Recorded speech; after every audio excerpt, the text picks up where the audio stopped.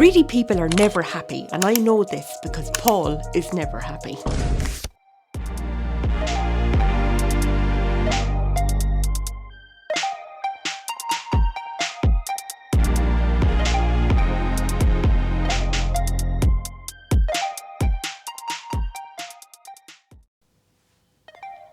We are one of us is happy, Heather.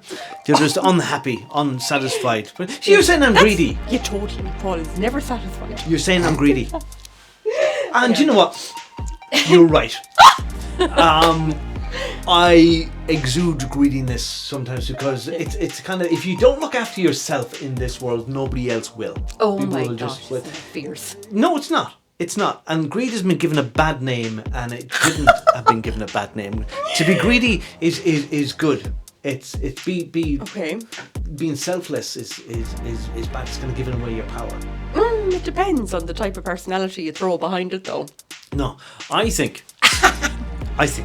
that when you are greedy, you get things done. You kind of go, I'm going to do it. I'm going to feed myself first. I'm going to make sure that I'm in good health. I'm going to make sure I'm in my strength, that I can do everything that needs to be done.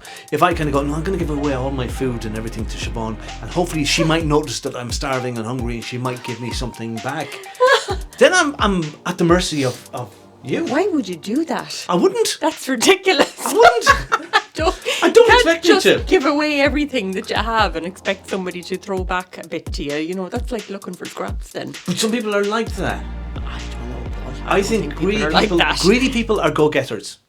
They go out in the world and they get things done. Okay. And if you didn't have that in the world would be a terrible But they're also place. Very lonely people. You know, they don't really have a lot of people around them. You don't need people. They don't have kindness. You don't need them. You do need people. You don't need them. It's important for survival and you have social yourself. skills and all of that kind of thing. You can talk to yourself. You can be with yourself. It's fine.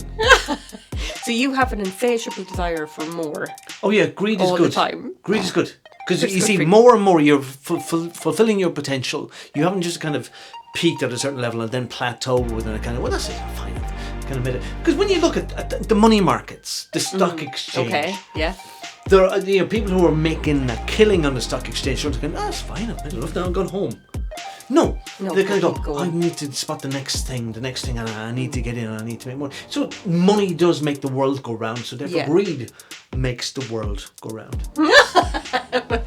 I'm finding it harder and harder to argue with Paul because I am thinking about a couple of things that I read in recent times, you know, about greed, and it seems to be something that's really created. I don't know, over here I remember growing up and my dad would be like, you'd never be satisfied. You know, no matter what you ever got wasn't enough for you. But it's kind of like your spirit inside you, you know, wants to expand and grow. You know, if you take a seed, for example, of an oak tree and you plant it in the ground and you give it water, you give it something, it'll grow into something amazing. So like if you were for creation rather than, you know, you're going to be a bit greedy, you're going to want more, and that's okay. So you're agreeing with me? Kind of You agreeing. I can't say that, you know, excessive greed is good. I'll never think that. I do think that we need to look after each other as well. I know. A bit. You see, you grew up in a society where it was kind of like, you know, you help out. So did you, Paul. Yeah, but my family don't talk to me anymore. God. Well, you have to look after others. True. You have to look after others in the family. And you have to, and you see, if you grew up, Ireland used to be very poor before Riverdance. Changed it for Riverdance. It used to be very poor up until that exact moment, and then it changed and people became prosperous. So we grew up in an environment where everybody had little or nothing. We were all on the same level. So there was nothing to be greedy about, because even if you were greedy, there was no more to be had. It just wasn't there. Yeah, you didn't have it anyway. But when the Celtic Tiger kicked in, suddenly people were kind of, yes, I'm going to buy loads of houses. It's like Monopoly. Yeah, it was actually. Big cars were going around everywhere, weren't they? I'm going on 15 holidays a year. Yeah, that's when the Jeeps started coming in. You know, the SUVs. Big SUVs, Yeah. And then you'd have this greedy fecker in a big SUV. It was only him and his dog, maybe in the passenger seat, or a sheep. That's it. And with a seatbelt on. And they were just taking up space and exuding loads and loads of fumes and diesel out into the atmosphere for other people to breathe. Oh my just God. Kind of go, I'm comfortable, I'm happy. Yeah. But that's people who get things, I suppose, really through creation or through work or whatever they're doing. But what about the people who manipulate? Being a cute whore. I mean, a cute whore is right, yeah. Or perhaps steal, robbery, you know, those kind of things. But it's take. What about that It's kind in of nature. read? It's in nature. You see it in, like, I'm all the time saying that we, as human beings, we're slightly more evolved than animals. We've a lot in common with animals. So if you look at our nearest relatives, the cousins, the chimpanzees, they're always stealing from each other, or kind of, you know, they'll kind of go, I want the banana, and feck best you, one. you know. Yeah. Now sometimes the duo kind of will groom each other to take little fleas or ticks out of each other's hairs. You know, there's a flea there.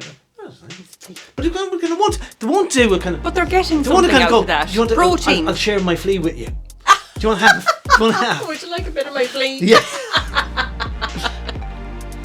Oh my god. So in nature, animals can be greedy. Just go, you know, and they will kill other animals who try to take away their stack of food. They'll fight them. Yeah, so they will. But it's survival, though. Animals are different to humans, Paul. I don't know. If somebody tried to break into your house and steal all of your food, would you fight them? That would never happen. Or would you bang them on top They'd of be the head with a coming ladle in and put to them in a steal saucepan my and cook them? jewellery, I assume, or looking for cash. But your kids can't eat your jewellery. No.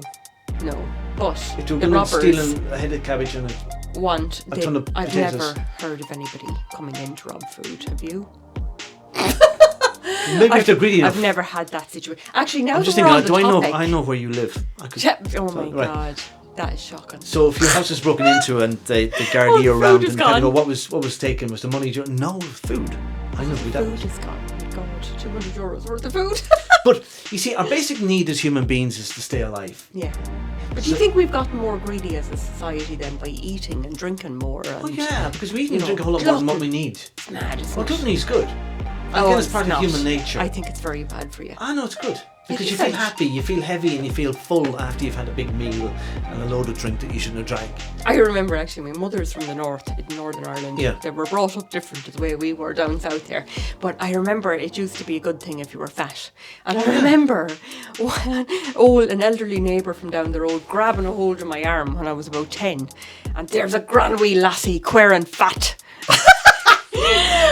I went out to the hall and I started bawling my eyes out. My mother came flying out to me to explain to me. It was a compliment. He means you're healthy, not that you're fat. Oh my god, I was so hurt. In a lot of societies, tribal, indigenous people, being fat is a good thing. Yeah, make the because, brides drink loads of milk to put on weight, don't yeah, they? because it shows then that you have the capacity to provide for yourself, and if you're going to get married, then you can provide for your family and your kids. Nobody's going to starve. Yes, and you can carry a child. Yeah. I remember somebody saying to me one time, being pregnant is like having a parasite inside of you because the baby just absorbs all your nutrients. Takes everything from you. God, that's a horrendous thought. Yeah. Back in Dickensian times, Charles Dickens and that, you have this typical image of the rich fat guy yeah. with big belly and the waistcoat and the walking stick and the top hat. That's right. And he was seen as a prize catch because he had money, he was able to feed himself, whereas poor people were going around with no shoes on, in rags. Very skinny, and they're sickly. skinny, yeah, emaciated looking. So get in as much as you can into yourself. I love Dickens, actually. It's a good thing. Okay, I'll take it. Okay, if you think that greed is good, you agree with me, or if you kind of think with Siobhan, then maybe we shouldn't be like that. Let us know in the comments down below. We are the Happy Headers. Like us, subscribe to us, and give us lots of stuff of your stuff, because we're going to come and take it anyways. Well, Paul is. I'm not. Talk to you soon.